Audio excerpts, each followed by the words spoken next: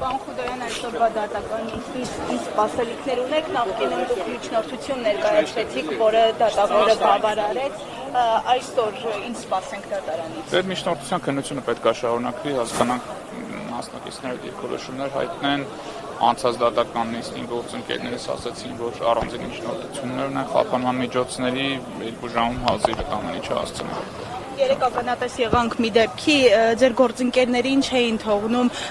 փաստաբանության, պաշտպանության վերաբերյալ միջնորդությունը հանձնեն քննչական կոմիտե, այս ամենը ինչպես կորակեք։ Ինքնին ցանկացած անձի պարագայում դա անձի դատավարական իրավունքների կոպտագույն խախտումներ է, պաշտպանի հետ հանդիպումը խոչընդոտելը, ասեմ ավելին դա հանցագործություն է, փաստաբանի օրինական գործունեությանը խոչընդոտելը, բայց շատ ավելի զարհուրելի է, որ այդ գործողությունները պայմանավորված են հայրաքելական եկեղեցու հոգևորականների նկատմամբ ապօրինի հետապնդումներով։ Իսկ տեսակցության արգելքի մասով փաստաբանին եւս արգելվել է տեսակցել, միայն մորն են թողել տեսակցել, տեր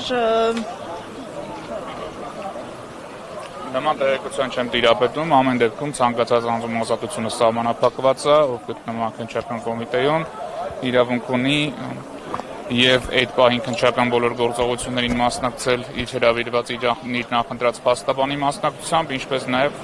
անարգել եւ խորհրդապահական կարգով առանձնազրույց ունենալ փաստաբանի հետ։